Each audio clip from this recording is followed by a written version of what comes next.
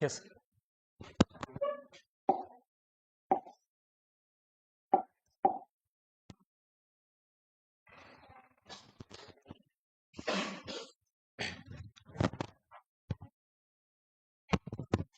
Hello students, तो जैसा कि हमने पिछली क्लास में पढ़ा था सेट्स के बारे में, हमारा टॉपिक क्या था? Sets and relations. तो आज हम क्या पढ़ेंगे? टॉपिक था सेट्स एंड रिलेशंस। तो सेट्स को हमने पिछले क्लास में कंप्लीट कर लिया था। आज हम करेंगे रिलेशंस। रिलेशंस होते क्या हैं? तो यहाँ पे लिखा हुआ है, देखिए आप, if A and B are two sets then any subset of the Cartesian product A cross B is called a relation from A to B. मतलब यदि ए और बी दो सेट लिया मैंने, एक मिनट,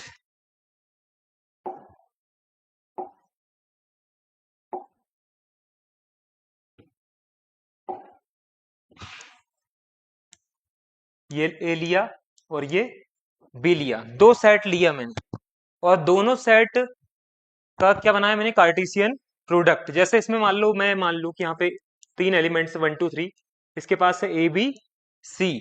तो मैं यहाँ बनाऊंगा ए क्रॉस बी। ए क्रॉस बी बनाना सिखाया था पिछली क्लास में मैंने। कैसे बनाते हैं अपन? ए के एलिमेंट पहले लेते हैं, फिर बी के एलिमेंट लेते हैं, इस टाइप से। देखो, जैसे यहाँ पे क्या आएगा, इसका ए का वन ले लिए, इसका इससे कर दिया अपन ने, इसका इससे और इसका इससे।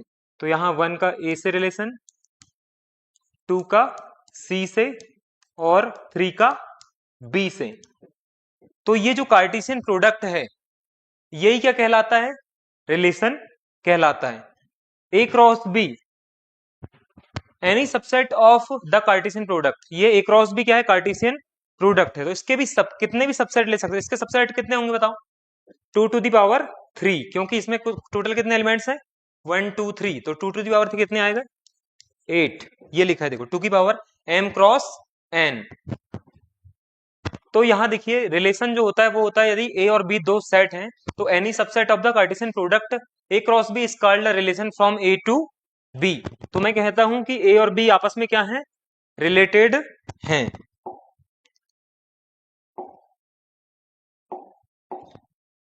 अब एग्जाम्पल पे चलते हैं। देखिए एग्जाम्पल देखो, हमने एक सेट लिया ए 1 2 और बी लिया है 3 and 4। Then A cross B जो रहेगा वो रहेगा हमारा 1 3 1 4 2 3 2 4। ये दिया है कार्टेशियन प्रोडक्ट। तो इसका कोई भी सबसेट लेंगे, ये ए क्रॉस बी दिया है मुझे, इसका सबसेट लिया मैंने क्या? R is equal to 1 3 and 2 4। ये वाला ले लिया और 2 4 ले लिया, ये वाला।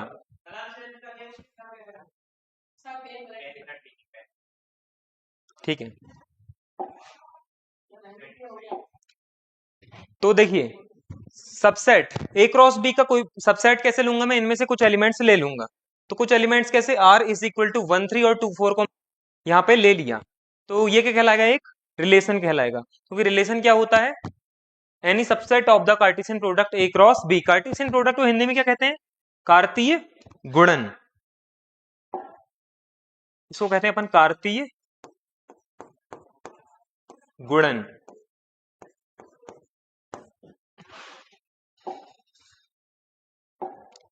अब चलते हैं, देखिए दो समुच्चयों के बीच कुल संबंधों की संख्या। यदि दो समुच्चय दिए आपको, एक दिया है देखो ए और एक दिया है बी, तो इनके बीच संबंधों की संख्या कैसे लोगे आप? तो इनके बीच संबंधों की संख्या होगी 2 की पावर m क्रॉस n। कैसे? जैसे इसमें दो एलिमेंट है, तो इसमें m का मान कितना आएगा? 2। और n के कितने एलिमेंट हैं? 2। तो 2 की पावर m क्रॉस n कितना आएगा? 2 to the power 2 into 2 is equal to 2 to the power कितना हो जाएगा? 4। और 2 टू दी पावर 4 का मान कितना आएगा? 16। तो इसमें टोटल इन दोनों में जो संबंध आएंगे, टोटल संबंधों की संख्या वो कितनी आएगी? 16। ठीक है, नेक्स्ट पे चलते हैं अपन। Domain, codomain and range of the relation. मतलब प्रांत, सह प्रांत और परिसर क्या होता है? तो पहला पढ़ते हैं प्रांत। The domain of a relation is the set of all first elements of the order pairs. जैसे यहाँ पे दिया देखो r इज इक्वल टू 1 4 2 5 3 4, ये एक रिलेशन दिया है। तो रिलेशन का जो डोमेन रहेगा वो क्या कौन कौन से रहेंगे, 1 2 और 3। तो 1 2 और 3 ये क्या कहलाएगा हमारा डोमेन। इसी प्रकार देखो सहप्रांत किसे कहते हैं, तो the codomain is the entire set from which the second elements are taken even if some elements are not used. जैसे देखो ए दिया है हमको 1 2 3 और बी दिया है 4 5 6। तो कोडोमेन जो होता है वो क्या कहलाता है, ऑल एलिमेंट्स ऑफ बी। मतलब बी इज इक्वल टू 4 5 6 दिया है तो ये क्या कहलाएगा हमारा कोडोमेन। अगला चलते हैं परिसर। The range is the set of all second elements that actually appear in the relation. Relation में जो भी सेकंड एलिमेंट रहेंगे, जैसे ये रिलेशन दिया है 1 4 2 5 3 4, तो सेकंड एलिमेंट कौन कौन से हैं, 4 5 एंड 4। तो मेरा रेंज क्या जाएगा, एक 4 आ गया और एक 5 आ गया। मैं एक ही बार लिखता हूं सेट के अंदर, रिपीट नहीं करते। जैसे यहाँ रिपीट हुए देखो 4 5 एंड 4, तो मैंने ओनली क्या लिया 4 एंड 5। तो ये कहलाएगा मेरा क्या, परिसर। तीनों समझ में आ गया क्या होता है, प्रांत, सह प्रांत और परिसर। नेक्स्ट पे चलते हैं। रिलेशन इन अ सेट, मतलब एक ही समुच्चय में संबंध। एक ही समुच्चय दिया मुझे, ए इज इक्वल टू दिया है, ए इज इक्वल टू दिया मान लो ए एंड बी। तो इसी में क्या बताना है मेरे को, संबंध बताना है। मतलब मुझे निकालना पड़ेगा यहाँ क्या, ए क्रॉस ए, ए क्रॉस ए। जैसे एग्जांपल लिया मैंने, देखो ए इज इक्वल टू दिया है 1 2 3 और ए क्रॉस ए, उसका क्या क्या निकलेगा। देखो ए क्रॉस ए में कितने एलिमेंट रहेंगे, 2 की पावर 3, क्योंकि यहाँ 3 एलिमेंट्स है। तो 2 की पावर 3 कितना होता है, 8। तो 8 एलिमेंट्स हैं क्या नहीं, यहाँ पे देखो जरा, 1 2 3 4 5 6 7 8 9, 9 एलिमेंट्स हैं। एक मिनट, 2 की पावर 3 क्रॉस 3 आएगा नहीं यहाँ पे, देखो जब ए क्रॉस ए लूंगा मैं, ए क्रॉस ए मतलब m क्रॉस n एलिमेंट्स रहेंगे इसमें। और कुल रिलेशंस कितने होते हैं टोटल, 2 की पावर m क्रॉस n, मतलब 2 की पावर 3 क्रॉस 3। तो 2 की पावर 3 3 जा 9, इतने रिलेशंस रहेंगे इसके। मतलब एक ही समुच्चय में संबंधों की संख्या कितनी रहेगी, 2 की पावर 9। पर हमने कुछ रिलेशंस लिए यहाँ पे, जैसे 1 1 1 2 1 3 2 1 2 2 2 3 3 1 3 2 3 थी। ठीक है, तो this is a relation on the set A because it is a subset of A cross A. A cross ए का एक सबसेट लिया हूं मैंने, उसी को क्या कह दिया मैंने, रिलेशन इन अ सेट। मतलब एक ही समुच्चय में संबंध कैसे बताऊंगा, तो उसी के एलिमेंट्स से, उसी के एलिमेंट्स में क्या बता रहा हूं मैं, रिलेशन बता रहा हूं। तो उसको डिनोट करेंगे किससे अपन, ए क्रॉस ए से। फिर हम चलते हैं कहां पे, व्युत्क्रम संबंध में, इनवर्स रिलेशन। जो रिलेशन है उसको पलट दो, मतलब यदि रिलेशन ए से बी में है तो मैं क्या कर दूंगा इसको बी से ए में, तो वो मेरा कहलाएगा इनवर्स रिलेशन। कैसे, देखो if R is the relation from A to B then its inverse relation written as R to the power -1 is the set of all order pairs obtained by reversing each pair in R। जैसे मेरे को दिया देखो a is equal to A B दिया है और b is equal to दिया मुझे 1 एंड 2। तो मैं क्या करूंगा यहाँ पे, a का a क्रॉस भी बनाऊंगा यहाँ पे, a cross b is equal to a1 और बना दिया मैंने क्या, a2, ऐसे ही b1 और b2। हाँ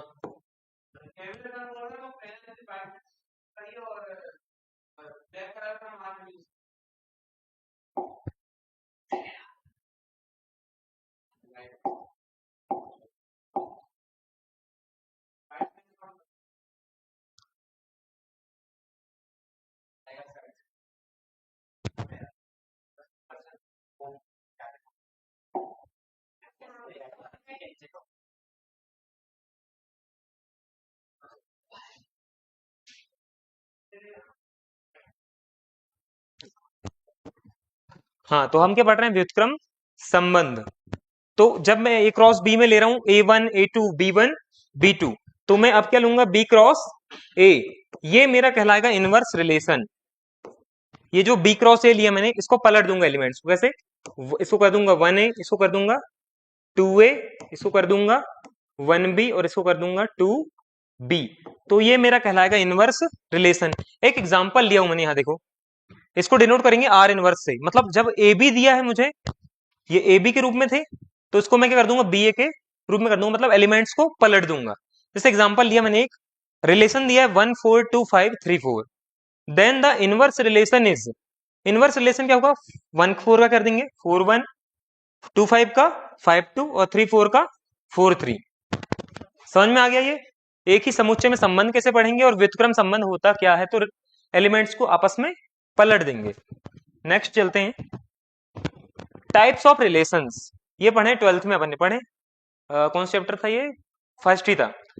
तो टोटल 3 टाइप्स ऑफ रिलेशंस होते हैं, कौन कौन से? एक स्वतुल्य संबंध होता है जिसको कहते हैं रिफ्लेक्सिव रिलेशन, सिमेट्रिक रिलेशन मतलब सममित संबंध, एक ट्रांजिटिव संक्रामक संबंध, और जो तीनों संबंध यदि होता है कोई संबंध, तो उसको कहते हैं अपन तुल्यता संबंध, जिसको कह रहे हैं इक्विवेलेंस रिलेशन। तो स्वतुल्य संबंध क्या होता है, तो एलिमेंट्स का खुद से खुद का रिलेशन क्या कहलाता है, स्वतुल्य संबंध। जैसे देखो यहां पे इसको डिनोट करेंगे ए बिलोंग्स टू आर, क्या कह रहा हूं मैं, ए बिलोंग्स टू आर। अच्छा दोनों ब्लैक हो गए, इसको राइट कर लेते हैं।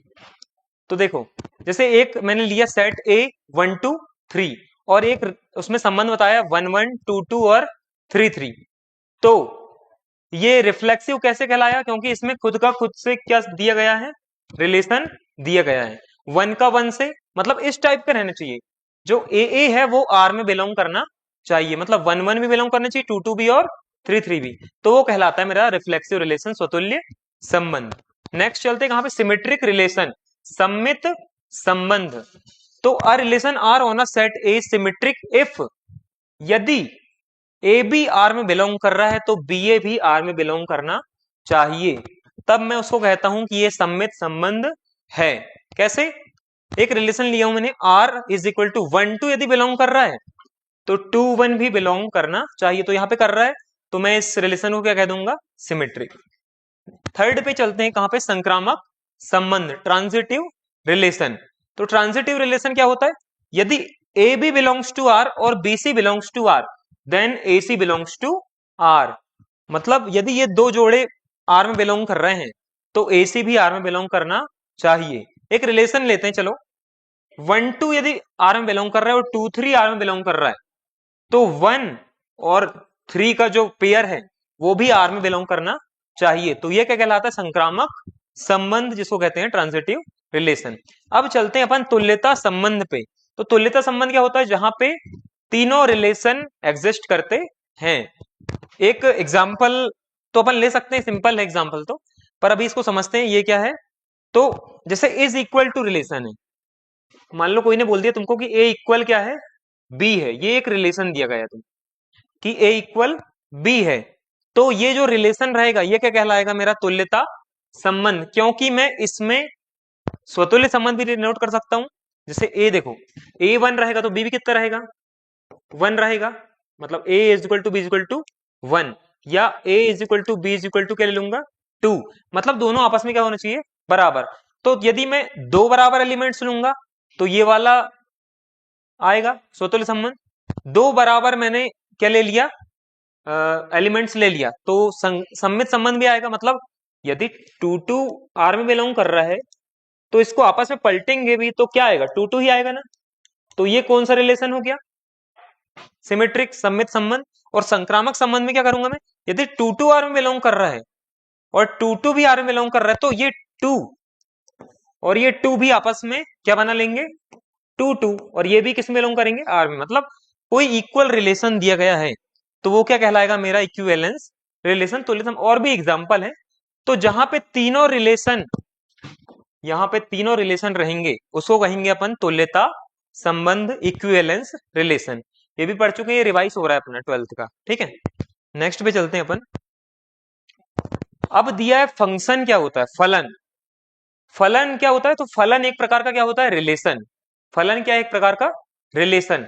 अब इसकी कंडीशन क्या है फलन की, तो every element of the domain has one and only one image. जैसे यहां देखो, ये लिया 1 2 3 लिया फिर से मैंने, और इसको ले लिया ए बी सी, तो वो कह रहा है कि every element of the domain, मतलब ये इसको ए नाम दिया, इसको बी नाम दिया, तो ये डोमेन कहलाएगा और ये क्या कहलाएगा, कोडोमेन। तो ये डोमेन का ईच एलिमेंट, प्रत्येक अवयव क्या रहना चाहिए, इसकी एक ही इमेज रहना चाहिए। जैसे मैंने ए को मिलाया किससे, 1 को मिलाया ए से, 2 को सी से और 3 को बी से। तो देखो एक की एक ही इमेज है ए, 2 की एक ही इमेज कौन सी है सी, और 3 की एक ही इमेज कौन सी बी। अब एक और रिलेशन बताता हूं, बताना मेरे को है क्या नहीं। यहां पे लेते हैं अपन 1 3 5, यहां लेते हैं एक्स वाई जेड, 1 का एक्स बना दिया मैंने, ये और ये रिलेशन है क्या, नहीं है, क्योंकि ये जो एलिमेंट एक दिख रहा है इसकी दो इमेज आ गई। देखो एक किससे किससे मिल रहा है, एक्स से मिल रहा है और वाई से मिल रहा है, तो ये वाला फंक्शन नहीं है, it is not a function. ठीक है, तो समझ में आ गया फंक्शन क्या होता है, ओनली वन इमेज ही मिलना चाहिए यहां पे। मतलब एक, यदि इधर का एक है तो वो दो से कनेक्ट नहीं रहना चाहिए, हमेशा इस टाइप का रिलेशन होना चाहिए। मतलब every element of the domain has one and only one image in the को डोमेन, ये कहलाता है हमारा फलन। फंक्शंस के प्रकार कौन कौन से फंक्शन होते हैं, एक वन वन फंक्शन होता है और एक ऑन टू फंक्शन होता है। वन वन मतलब एक एक ही फंक्शन, अपन एक एक फलन कहते हैं उसको, है ना। एक एक ही फलन क्या होता है, एक एक ही फलन, difference inputs always give different outputs. एक एग्जांपल लिया हूं मैं, देखो F X is equal to X plus 3, चलो कुछ वैल्यू रखते हैं अपन, ठीक है।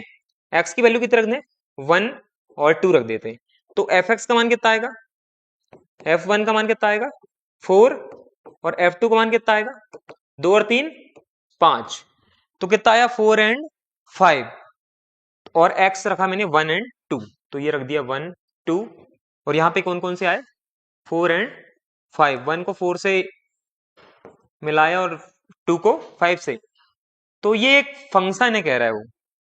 कौन सा फंक्शन है ये, एक है कि फलन, यानी वन वन फंक्शन। क्यों, क्योंकि डिफरेंट इनपुट्स, देखो यहाँ पे 1 और 2 है, ये हमेशा क्या रहेंगे, मतलब एक का संबंध एक से ही रहेगा, ये लाइन एक ही दिखेगी आपको। मतलब 1 है तो 1 का 4 मिला और 2 का 5 मिला। देखो यहाँ पे ये भी हो सकता था क्या, 2 का भी 4 मिल सकता था, पर ये नहीं होगा। देखो यदि मैं इसको मिटा दूं मान लो, ठीक है, ये मिटा दिया मैंने इसको,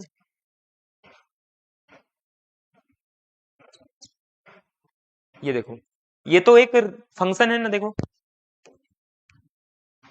1 का इमेज क्या है 4 है, 2 की इमेज क्या है 4 है, दोनों की इमेज 4 है, तो ये एक फलन हुआ क्या, नहीं फलन है, क्योंकि एक ही एलिमेंट मिल रहा है। देखो इसकी भी एक ही इमेज है और इसकी भी एक ही इमेज है, पर ये क्या एक एक ही फलन है, नहीं है, क्योंकि एक भी 4 से मिल रहा है और 2 भी 4 से मिल रहा है। हर कोई एलिमेंट इधर का अलग अलग एलिमेंट से मिलना चाहिए। मतलब यदि 1 4 से मिला है,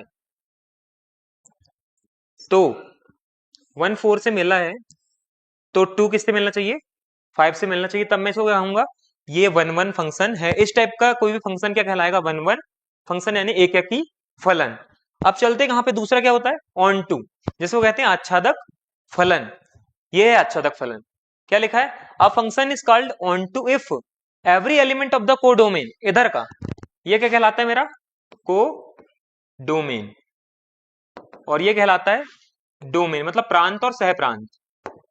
तो कह रहा है कि every element of the codomain, जैसे यहाँ पे ए बी सी है, मान लो A B C D has at least one pre image in the domain, जैसे यहां मैंने ले लिया 1 2 3 4 5, तो यदि मैंने ये 1 को ए से मिला दिया, 2 को डी से मिला दिया, 3 को बी से मिला दिया, और सी को नहीं मिलाया, सी को नहीं मिलाया, छोड़ दिया, तो ये क्या आच्छादक फलन है, नहीं है।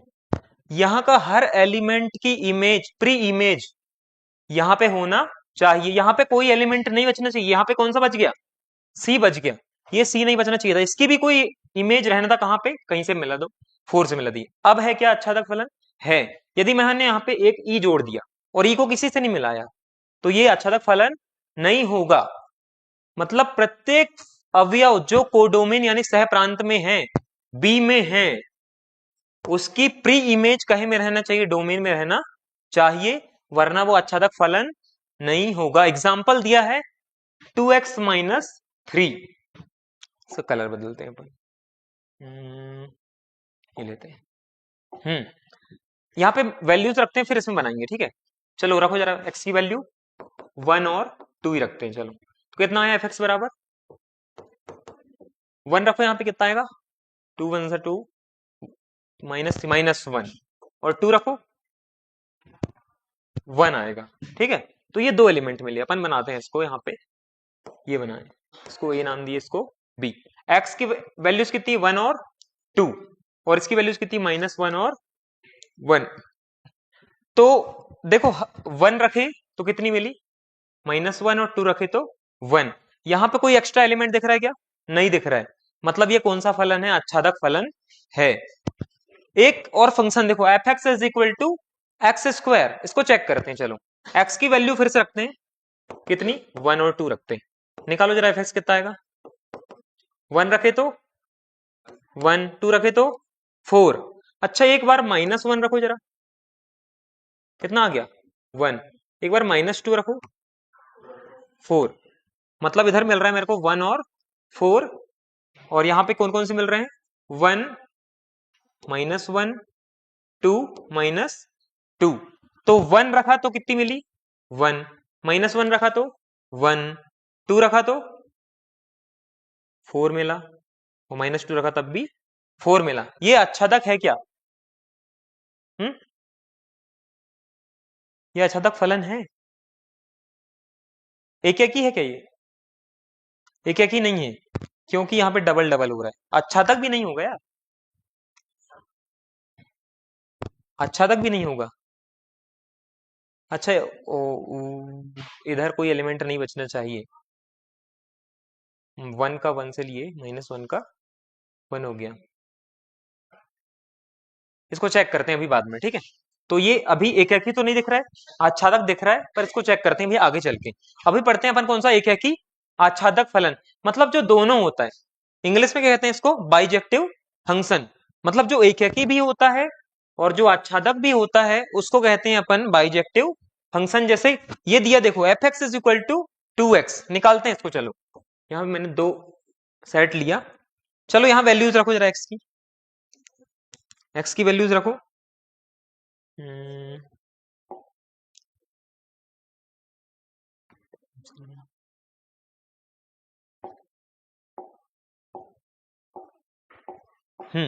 एक्स की वैल्यूज रखो, कितनी आएगी 1 और 2 रखो, कितनी आएगी यहाँ पे देखो एफ एक्स की वैल्यू 2 1 जा 2 और 2 2 जा 4। मतलब मैंने यहाँ 1 रखा, यहाँ 2 रखा, यहाँ पे कितनी आई 2 एंड 4। 1 रखा तो ये, तो इधर कोई एलिमेंट बच रहा है? नहीं बच रहा है, तो ये आच्छादक हुआ। और एक इमेज एक से ही मिल रही है, मतलब प्रत्येक एलिमेंट जो इधर है उसकी इमेज एक ही मिल रही है, मतलब एक से एक का कनेक्शन है। तो क्या कहलाएंगे उसको? एक ही फलन। मतलब ये एक ही भी है और आच्छादक भी है, तो उसको कहूंगा मैं एक ही आच्छादक फलन, मतलब बाइजेक्टिव फंक्शन। जो दोनों होता है उसको कहते हैं बाइजेक्टिव फंक्शन। नेक्स्ट पे चलते हैं। अब क्या आया? फलनों का संयोजन। ये पढ़े अपन एफ ओ जी और जीओ एफ। दो फलन लेंगे अपन, एक लिया इनने एफ, कहां से कहां? ए से बी में। ये लिया देखो ए से बी में, क्या ले लिया? एफ, ये लिया। और एक लिया जी, कहां से? बी से सी में। ये बी फंक्शन, जी फंक्शन लिया कहां से? बी से सी में। तो क्या कह रहा है ये? Then the composition of F and G. Composition क्या होती है? एक एफ ओ जी होगी और एक जीओ एफ होगी। Denoted by G O F is defined as the function G O F A से सी में। देखो एफ से पहले एफ लिए, फिर क्या लिए? जी लिए। अब जी से एफ में जब आएंगे अपन, मतलब जी से एफ में कैसे आ रहा है ये? जी से एफ में, तो इसको क्या कहूंगा मैं? जीओ एफ। ये देखो जी एफ एक्स, तो इसको क्या बोलूंगा? जीओ एफ। तो वो कहां से कहां तक रहेगा? ए से सी में। ये वाली जो रहेगी वो क्या कहलाएगी? मेरी जीओ एफ। और जीओ एफ को कैसे लिख सकता हूं मैं? देखो जीओ एफ, तो इसको लिख रहा हूं क्या? जी कोष्टक में एफ एक्स, ये लिखा देखो जीओ एफ एक्स बराबर जी और कोष्टक में एफ एक्स, ये हो गया। For all X belongs to A. Example पढ़ते देखो, एक फंक्शन दिया एफ 2 3 4 5, इसका रिलेशन ये कहां से कहां दिया, 2 3 4 5 से 3 4 5 एंड 9, और एक फंक्शन दिया जी 3 4 5 9 से 7 11 15 में। ये फंक्शन, दो फंक्शन दिए हैं किस टाइप से कि f2 बराबर 3 है, f3 बराबर 4 है, और f4 जो है वो कितना है। अच्छा f4 की वैल्यू कहाँ गई, अच्छा दोनों की वैल्यू यही है, जो 5 वैल्यू है वो f4 और f5 दोनों की वैल्यू है, और g3 और g4 की वैल्यू कितनी है 7, और g5 और g9 की वैल्यू कितनी है 11। तो मेरे को GOF फाइंड करना है। GOF मतलब x से, मतलब a से सीधे कहां जाना है मेरे को, c में। तो यहाँ पे सॉल्यूशन दिया देखो, GOF2 निकाल रही है।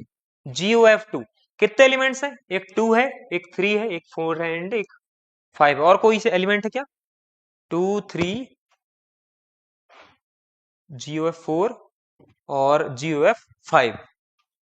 ये मतलब ये डोमेन में चार एलिमेंट्स हैं अपने, 2 3 एंड 4 एंड 5। तो देखो यहाँ पे पहले 2 निकालेंगे, GOF का किसके साथ लेंगे, लेंगे 2 के साथ। तो GOF2 कैसे निकालेंगे, G कोष्टक में F2, जैसे यहाँ पे मैंने लिखा हूं GOF बराबर क्या होता है G FX, तो GOF2 बराबर G F2, और F2 की जगह क्या जाएगा 3 मान दिया, देखो यहाँ पे F2 मान कितना दिया 3, तो मैंने F2 की जगह रख दिया 3। अब G3 की वैल्यू कितनी दी है, कहां गई G3, ये है, कितनी आई 7, तो ये पहला निकल गया मेरा। अब GOF3 पे चलता हूं, मेरे को 3 पे निकालना है, ये वाले पे, ये वाले निकाल लिया, अब 3 पे निकालता हूं GOF3, तो इसको क्या बोलूंगा GF3, और F3 की वैल्यू कितनी है, देखो जरा हम क्वेश्चन में, ये है F3 की वैल्यू 4 है, तो F3 की जगह रख दिया मैंने 4, तो ये आ गया G4, और G4 की वैल्यू कितनी है यहाँ पे, ये है कितनी है 7, तो ये आ गई एक वैल्यू। इसी प्रकार GOF अब मैं किसमें निकालूंगा 4 में, तो GOF4 GF4 लिखा मैंने इसको, और F4 की वैल्यू कितनी है, F4 की वैल्यू है 5, तो F4 की वैल्यू आ गई 5, तो G5 निकाला, G5 कहां पे दिया, ये दिया G5 11। इसी टाइप से मैंने GOF5 निकाल लिया, तो ये मेरा निकला 11। तो GOF की चार वैल्यू निकली, कौन कौन सी, 7, एक और 7, एक 11, और एक ये भी 11, मतलब 7 और 11 जो रहेगा, ये 7 एंड 11, ये क्या रहेगा मेरा GOF, ऐसे निकालूंगा मैं कंपोजिशन जो होगी। नेक्स्ट पे चलते हैं अपन, व्युत्क्रमणीय फलन। एक फंक्शन दिया है fxy, x से y में, और एक फंक्शन दिया है g y से x में। यदि GOF की वैल्यू आएगी ix और FOG की वैल्यू आएगी IY, तो फंक्शन g को f का क्या कहूंगा मैं, इनवर्स। GOF की वैल्यू आई ix, मतलब ix का मतलब है ये तत्समक फलन है, इसका वैल्यू x आएगी, IY की वैल्यू कितनी आएगी y, ठीक है। तो GOF की वैल्यू कितनी आना चाहिए x, और FOG की वैल्यू आना चाहिए y। यदि ये दोनों वैल्यू आ गई तो मैं बोलूंगा कि जो फंक्शन g है कहां से, y से x में, वो कहलाएगा व्युत्क्रमणीय फलन किसका, f का। कहां गया f अपना, ये f कहां से कहां दिया है, x से y में, तो g जो कहलाएगा व्युत्क्रमणीय फलन कहलाएगा किसका, f का। यदि ये वैल्यू आ गई, GOF की वैल्यू x और FOG की वैल्यू y। चलो निकालते हैं इस क्वेश्चन को, सॉल्व करते हैं। क्वेश्चन दिया है यहाँ पे देखो, ये क्वेश्चन तुम्हारे 12th में भी दिया है शायद, ये वाला है ना, इंपॉर्टेंट क्वेश्चन है ये, इस टाइप के क्वेश्चन भी आते हैं उसमें। तो एक फलन दिया है देखो f n से y में fx बराबर 4x प्लस 3 के रूप का, और जहां पे y जो दिया गया है वो भी क्या दिया है 4x प्लस 3, जो fx होता है वही y होता है, fx क्या होता है y होता है। तो हमको दिखाना है कि f इन्वर्टिबल है, मतलब व्युत्क्रमणीय है, इसको बताना है कि ये व्युत्क्रमणीय है, और इसका व्युत्क्रम भी हमको फाइंड करना है। तो सॉल्यूशन करते हैं इसका। हमको दिया है y बराबर 4x प्लस 3, ये दिया देखो कहां पे दिया अपना, ये y बराबर 4x प्लस 3, तो x की वैल्यू निकालो यहां से जरा, x को यहीं रहने दो, बाकी को ट्रांसफर कर लो। चलो y 3 चला जाएगा इधर, y माइनस 3 अपॉन ये जाएगा 4, ये आ गई मेरी x की वैल्यू देखो, एक्स बराबर वाई माइनस 3/4। इसी प्रकार मैंने यहाँ पे x की वैल्यू निकाला। अब एक फंक्शन दिया मेरे को g, कहां से दिया, y से n में। एक फंक्शन दिया g y से n में, तो यहां निकाला देखो जी वाई बराबर वाई माइनस 3/4। ये कैसे निकला, यहाँ पे दिया होगा देखो एफ एक्स ये दिया है, और मेरे को दिखाना है एफ इनवर्टिबल। मैंने एक जी फंक्शन माना जी वाई, वो दिया वाई माइनस 3/4। इसको मतलब ये जो एक्स निकला ना, इसी को क्या मान लिया इनने, जी वाई। ये एक्स की वैल्यू निकाला मैंने वाई माइनस 3/4, इसको मान लिया इनने जी वाई। फिर क्या निकाला इनने, जीओ एफ निकाला पहले, जीओ एफ एक्स।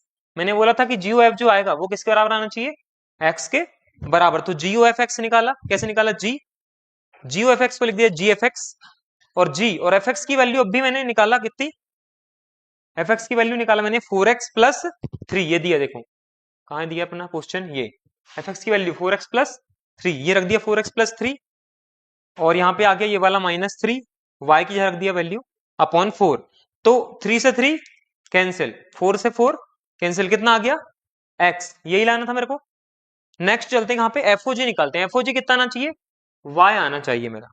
तो एफओजी को लिख दिया इनने एफ जी वाई, और फिर जी वाई की वैल्यू रखा इनने, जी वाई की वैल्यू, जी वाई की वैल्यू देखो यहाँ रखी मैंने वाई माइनस 3/4, ये रख दिया वाई माइनस 3/4।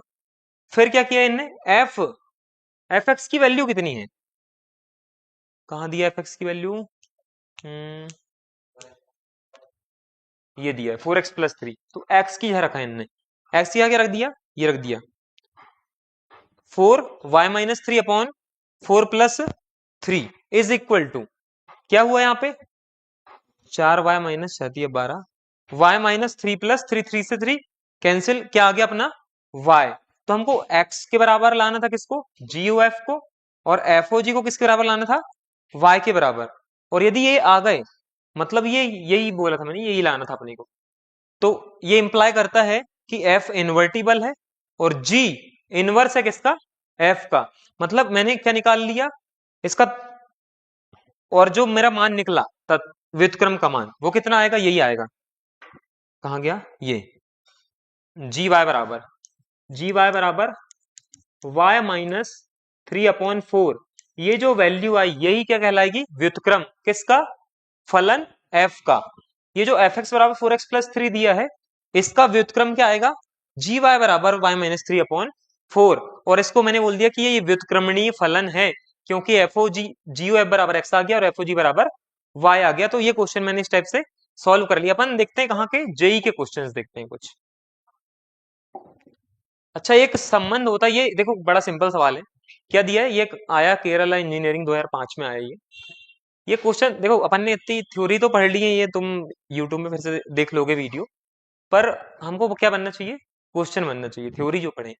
तो एन ए बराबर दिया है हमको, एन ए मतलब एक सेट ए है, इसमें कितने टोटल अवयव है, 4 एलिमेंट्स है इसमें, 4 एलिमेंट्स।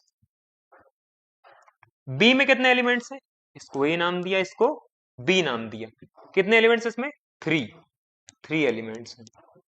और N A cross B cross C, ये क्या है, ये क्या है, क्रमित युग्म है ये।